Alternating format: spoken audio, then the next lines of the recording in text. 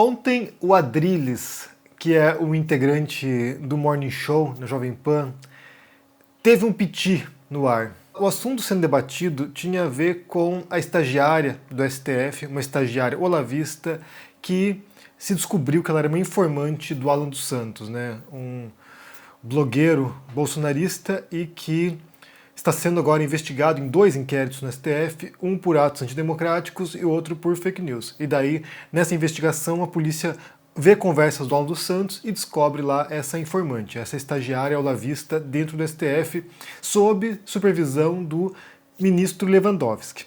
E daí, ontem, inclusive, houve uma busca e apreensão na casa dela. Eu mencionei esse caso ontem aqui, falei sobre isso, né, como entra numa zona cinzenta na questão do sigilo da fonte, né, do direito da proteção do sigilo da fonte. Como jornalista não tem a obrigação de revelar quem lhe conta as coisas. E daí muita gente falou assim, mas o jornalista não tem obrigação, mas outras pessoas podem falar. E aí que entra a zona cinzenta, porque isso foi uma investigação da polícia, né? A polícia vai lá, quebra o sigilo telefônico do Alan dos Santos, acessa as conversas dele e aí o nome dessa pessoa vem a público. Então essa que é a questão. Não foi que descobriram quem ela era.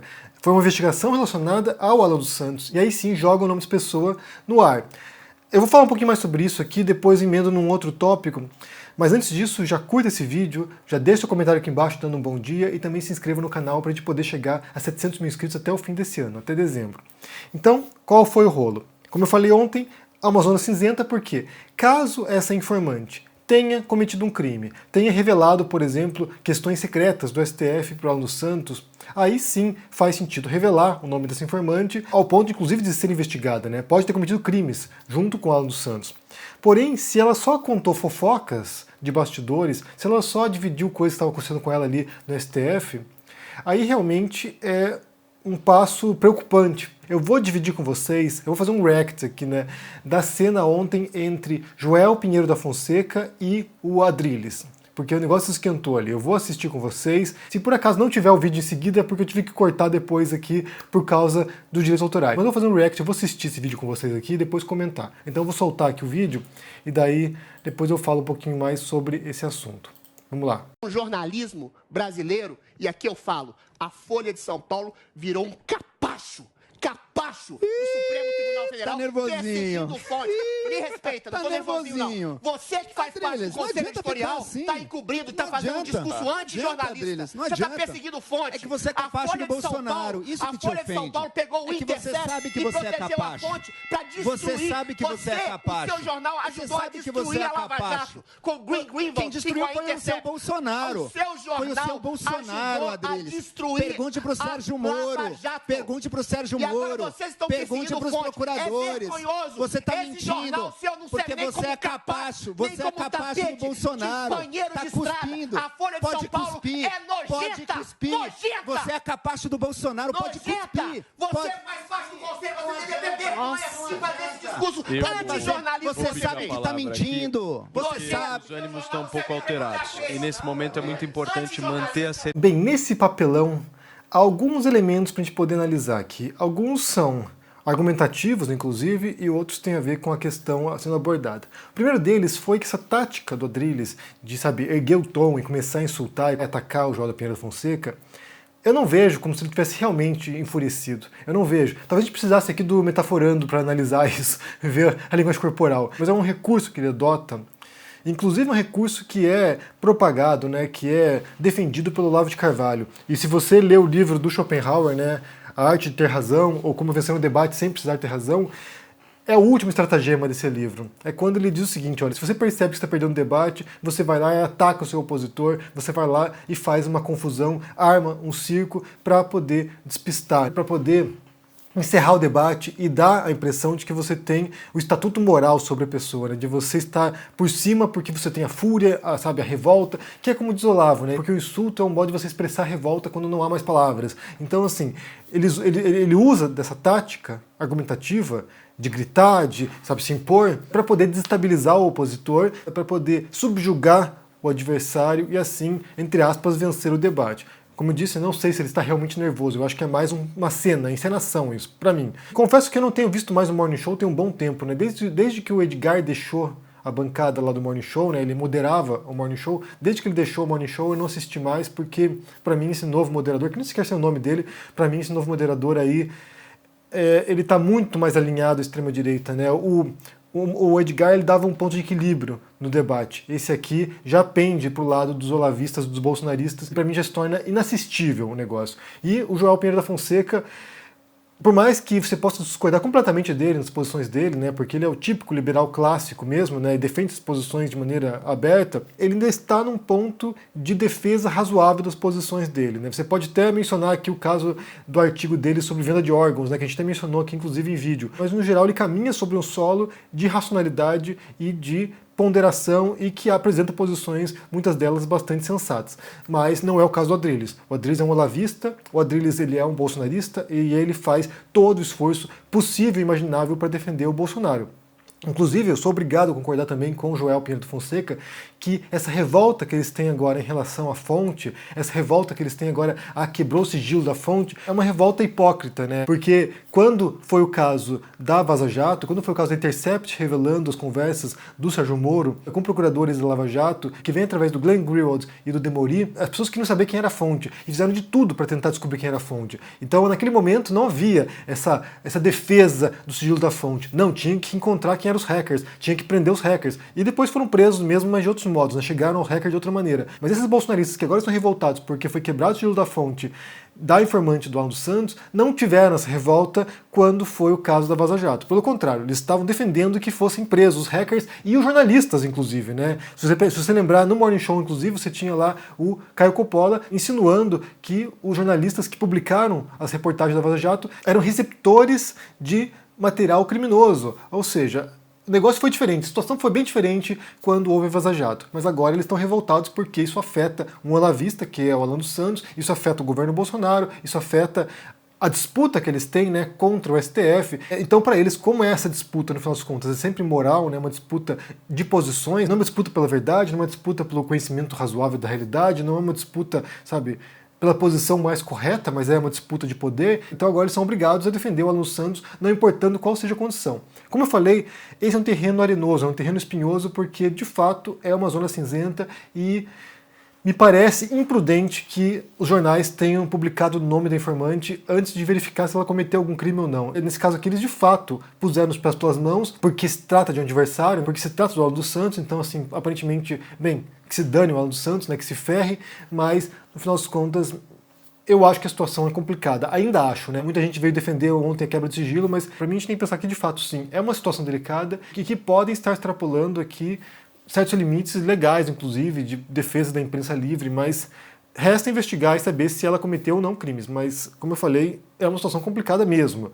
Só que a revolta do Adrilles, para mim, é encenação, é um papelzinho e aqui ele cumpre o papel que os espectadores de Jovem Pan querem assistir, né? As pessoas querem esse espetáculo. Inclusive a própria mudança do cenário ali, né? Quando você percebe que antes era um cenário, era uma bancada, era uma mesa, cada um sentadinho ali, e agora eles fazem como se fosse um super pop, né? Cada um nas cadeirinhas sentadinhos. Isso já cria, acho que, o ambiente para que esse tipo de divergência venha à tona e cause essa comoção nas pessoas, né? De ver o circo pegar fogo, de ver a briga, de ver a discussão, o bate-boca. E eu acho que nesse caso o Joel e o Adrilles acabam protagonizando essas disputas porque eles estão em posições diferentes, né? Embora os dois sejam de direita, né? O Joel também é de direita, é liberal, e o outro é um conservador, reacionário, olavista. Embora os dois sejam de direita, um é crítico do governo e o outro é um passador de pano oficial do governo também.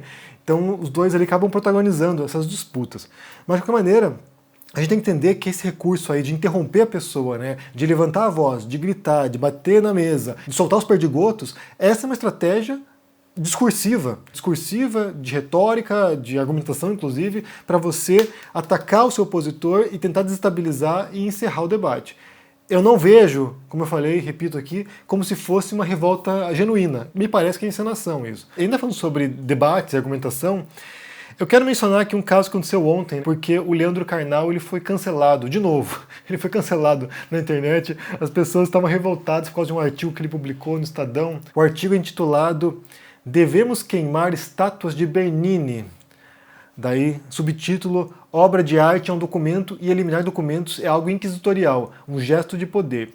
Me parece um pouco fora do tempo, né? Fora do timing que o Karnal venha debater a questão da estátua do Borba Gato tanto tempo depois que tentaram queimar a estátua lá, né? Me parece um pouco fora, né? Perdeu o timing totalmente. Mas aí ele escreve esse artigo aqui falando sobre Bernini e estátuas que fariam, sei lá, talvez fizessem apologia à violência contra a mulher, ao abuso contra a mulher, né?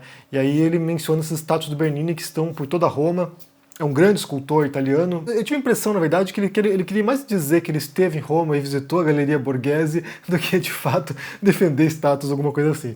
Mas, porque boa parte do texto é isso, né? Ele falando como tem a Galeria Borghese e tudo. E eu já estive também lá, né? Eu não entrei na galeria porque não tinha dinheiro. Eu fui na Villa Borghese, que é um parque que tem lá em Roma, mas não entrei na galeria porque não tinha grana. Eu só vi de fora as estátuas. Mas tem muitas estátuas do Bernini pela cidade, tem igrejas. E uma coisa boa de Roma é que as igrejas você não precisa pagar, ao contrário da Espanha, que tem muita igreja que você paga para entrar, mas as igrejas lá são abertas ao público e tem muitas estátuas importantíssimas, obras de arte, sabe, Caravaggio, tem afrescos de Rafael, ou estátuas do Michelangelo ou do Bernini dentro das igrejas e você pode visitar gratuitamente. Então muitas vezes não precisa pagar para ver a estátua. Mas eu senti que ele queria mais contar que ele tinha visto o Bernini do que outra coisa. E eu não acompanho tanto o Karnal mais ultimamente, já acompanhei mais e apesar de muitas críticas ao Karnal, né, que possam ser feitas, algumas delas de que ele só diz o óbvio, eu acho que ele cumpre um papel que é do intelectual público, né, dessa pessoa que vem conversar com as pessoas e estimular as pessoas a buscar certo tipo de conhecimento, né? Então é o que ele faz. Ele não se propõe a ser um grande pensador, ele não se propõe a ser alguém que está revolucionando a história do pensamento, que vai deixar um legado teórico no futuro. Ele é alguém que está no debate público contribuindo com o seu conhecimento. Então, nesse sentido, ele cumpre o papel que ele se propõe, né? Muitas das críticas feitas a ele, até onde eu perceba, é puramente inveja. Porque inveja é isso, porque inveja não é quando você acha que alguém está injustamente num posto. É quando você acha que a pessoa está injustamente num posto e você queria ocupar aquele posto que ele ocupa. Então, tem gente que é isso. Tem gente que critica muito o Karnal porque gostaria de estar onde está o Karnal e não vai conseguir fazer isso porque também não tem produção relevante, também não é um intelectual tão significativo assim, e muitas vezes tem uma postura beligerante e que não condiz com esse papel do intelectual público. Basta pensar no Olavo de Carvalho. O Olavo de Carvalho é alguém que tentou ocupar esse espaço e tudo que ele conseguiu conquistar foi uma seita de seguidores fanáticos e que reproduzem comportamentos como o do Adrilles. O referencial do Olavo de Carvalho leva a figuras como Adrilles. Pensem nisso, Adrilles, Alan dos Santos, Nando Moura, Bernardo Kister, todos eles são discípulos do Olavo de Carvalho. E pensem na postura deles, pensem no modo como eles agem. Paula Marisa, pessoas que agem de maneira ofensiva, sarcástica, que tentam humilhar os demais, que tentam encerrar o debate com base na força. Esse é o referencial intelectual que deixa o legado do Olavo de Carvalho. E alguns que querem ocupar o espaço do Karnal também adotam essa postura e justamente por isso não terão esse espaço que eles acham que eles merecem. No caso do Karnal, ele tem uma postura educada, uma postura sensata, embora não seja um intelectual inovador que vai deixar um legado de pensamento, ele ocupa o espaço assim como outros que estão no debate público, né? E o artigo dele em particular não tem nada de polêmico, nada que já não tenha sido proposto por outras pessoas, inclusive. Eu fiz um vídeo, quando incendiaram o estado do Borba Gato, eu fiz um vídeo que foi basicamente nos mesmos tons, dizendo o seguinte, olha, não se apaga a história queimando ou destruindo monumentos. Como fez o Talibã, inclusive, né? Quando o Talibã tomou lá o Afeganistão, eles foram lá e destruíram estátuas budistas. Não se apaga o passado assim. Não se repara o passado desse modo. Inclusive, hoje teve uma reportagem que foi publicada aqui na Folha de São Paulo. A manchete é: Centro Financeiro de Londres decide manter estátuas de britânicos ligados à escravidão. Órgão preferiu colocar avisos informando o contexto histórico das figuras. E aí, quando eu fiz aquele vídeo, que é basicamente a proposta também do Karnal, é de compreender a história. Por que aquelas pessoas foram homenageadas em certo momento da história e por que hoje já não é mais aceitável homenagear essas figuras. Eu acho que é esse o trabalho de compreensão do passado e de restauração, inclusive, de uma compreensão do passado, ou de uma releitura do passado também. É de você entender por que essas pessoas foram homenageadas em primeiro lugar e por que já não se pode fazer isso. Por que escravagistas foram homenageados em Londres, como diz a reportagem aqui, e hoje a gente não aceita mais isso. E aí sim você vai poder, de certo modo, cicatrizar certas feridas e tentar projetar um futuro diferente. O texto do Karnal, ele é bem menos simplório do que a manchete do texto. E acho que muita gente está atacando o Karnal com base na manchete. Lê essa manchete e acha, putz, olha só que texto ridículo. Mas o texto não é tão ridículo assim. O texto tem elementos que inclusive estão em debate. Estão em debate na historiografia, estão em debate na história da arte. Pessoas, historiadores que estão questionando qual é o papel do passado, qual é o papel dos monumentos do passado, qual é o papel dos documentos. Vai destruir agora textos do passado porque a gente não gosta de ler esses textos? Eu acho que é preciso reinterpretar esses textos, reler esses textos com um olhar atual, um olhar esclarecido e desse modo, né, textos, documentos e status e qualquer coisa que seja, reler esses documentos do passado e desse modo compreender o que aconteceu. Mas como já falei, tem figuras que o pessoal adora odiar, né, porque já se tornou, sabe, o bode expiatório aleatório. Se acontecer alguma coisa, você pega lá algum número de figuras, tem lá uma dezena de figuras que você vai, de tempos em tempos, põe na fogueira para descer o cacete. Mas é isso. Bem, eu quero saber o que vocês pensam primeiro sobre esse bate-boca aí entre Adrilles e Joel Pinheiro da Fonseca. Se vocês percebem o recurso retórico dele, né, de interromper, de levantar a voz, para tentar encerrar o debate com base na gritaria e não com base em argumentos racionais. E no final das contas, eles não estavam tão indignados assim quando estavam solicitando para que o Intercept revelasse quem era a fonte. Pelo contrário, eles faziam parte do coro que queria que os jornalistas do Intercept dissessem quem eram os hackers. Então, assim, são dois pesos, duas medidas sempre, porque se trata de uma disputa cultural. E também, se vocês leram esse artigo do Karnal, e vocês acharam que era tão absurdo assim quanto as pessoas estão achando que é absurdo. Realmente eu vi um texto totalmente normal ali. Como eu falei, o Karnal fala muita coisa óbvia, e a gente chegou num ponto que a gente precisa falar o óbvio de tempos em tempos, né? Porque atualmente tem terraplanista, tem gente que diz que nazismo é de esquerda, tem antivacina, então é preciso que tenha gente que esteja disposta a falar o óbvio, repetir o óbvio, né? Nunca é demais. Diga o que vocês pensam no comentário aqui embaixo, deixa o joinha, se inscreva aqui no canal, se torne um membro ou um apoiador para dar uma força e se cuide por aí. Abração e até mais. Tchau! Fala, turma do canal do Henry Bugalho, esse grande amigo, professor do ICL. Eu tenho um convite muito especial para fazer para vocês. E no dia 14 de outubro, às 8 horas da noite, a gente vai ter uma aula para comemorar um ano de existência do Instituto com o tema Os Segredos da Economia Comportamental.